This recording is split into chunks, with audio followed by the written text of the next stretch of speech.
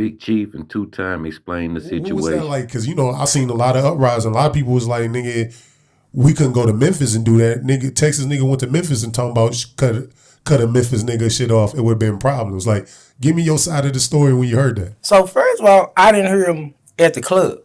Mm. Nah, we didn't hear that shit at the club. You know what I'm talking about? Now, as far as the just me doing the show, I threw the show. It was my show. I paid him to come down. Yeah. So if I wanted to rap the whole time, I could have. But I paid him. He was, I'm the reason that I paid him. Now, my guy probably told him that I was the one hometown that did it, but he probably didn't know no familiarity of the song. So, just leading up to it was kind of chaotic. You know what I'm saying? Like, it was a real hectic night. It was booming, it was crowded. So, the people that we had working kind of made the situation crazy. Little homie wanted his section wasn't there. He didn't have no drinks. It was, he had to walk through the whole crowd. So it was just a whole lot of congestion that kind of before he even got on the stage. So when he got on the stage, it was like, on the back end, it was just, for some reason, I don't know why my people they didn't have the back end, but the back end was made. But however it got to him, it was kind of frustrating. So me as an artist, I already know, you know what I'm saying? So, he was just probably frustrated when he came up, and, it wasn't nothing going toward me, you know what I'm saying, at the end of the day, because, he didn't know who I was, you know what I'm saying? Yeah. If he knew, he probably, would have been a different understanding. He probably just thinking that's just some kid rapping, but no, it was my show. I'm the one who paid him, you know what I'm talking about, to come and do his thing, but it ain't what he got to worry about with me. It was more or less like, nah, it's your fans, Playboy. You know what I'm saying? They the ones who, I'm good because shit, nigga, you the investment, so I'm ready for you to come up here and rap.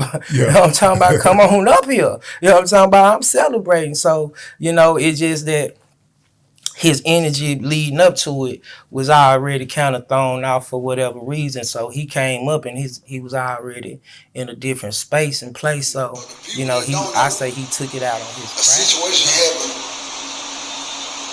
Situation went down.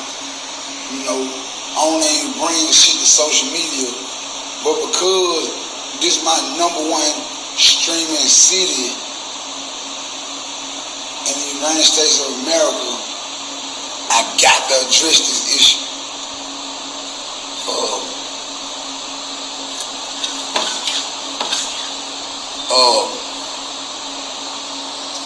A situation went on this weekend where I came in the club and I was a whole lot more different than I usually be. You know what I'm saying? And it was because of a personal situation that I ain't gonna speak on. You know what I'm saying? But what went on at the club made the situation worse. You know what I'm saying? To all the promoters, to all y'all, the people that y'all want to open up, man, if y'all can respect me and respect my situation, do that shit before I come to the club. Because when I come to the club, I'm trying to be in and out that motherfucker, homie. I'm on federal probation, homie. And I know a lot of niggas might not give a fuck because they ain't in my shoes. They ain't went through what I went through. All you want is some motherfucking money out of the situation. I want my motherfucking life and my freedom out of the situation. You see what I'm saying? So, with that being said, I'm saying this. I come and do my job and leave, homie.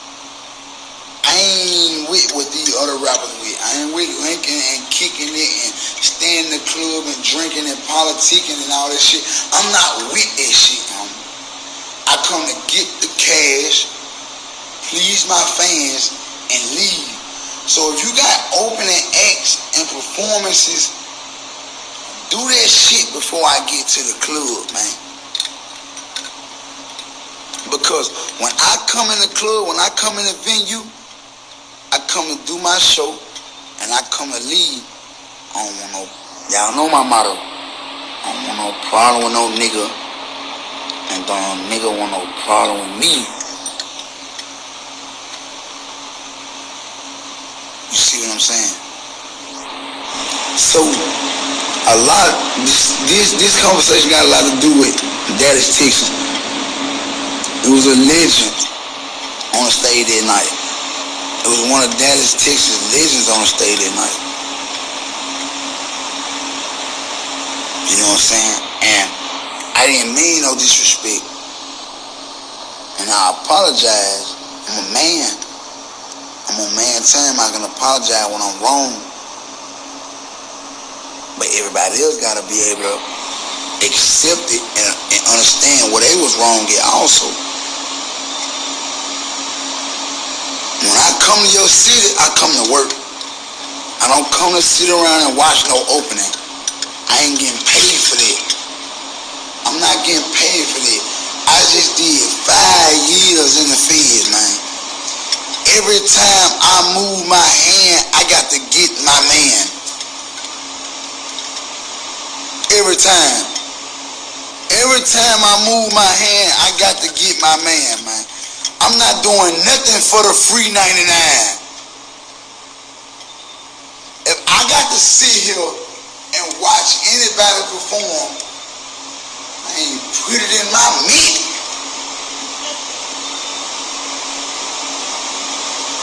Let me get that. Because guess what? I got paid to come do a show. I didn't get paid to come sit here and watch people perform. I respect it, and I get it, and I understand, but what y'all got to understand is this. I got to just sit on Facebook. I am on federal probation, man. I got kids. I got responsibilities. I got people depending on me. I'm trying to come do this shit and get the fuck on.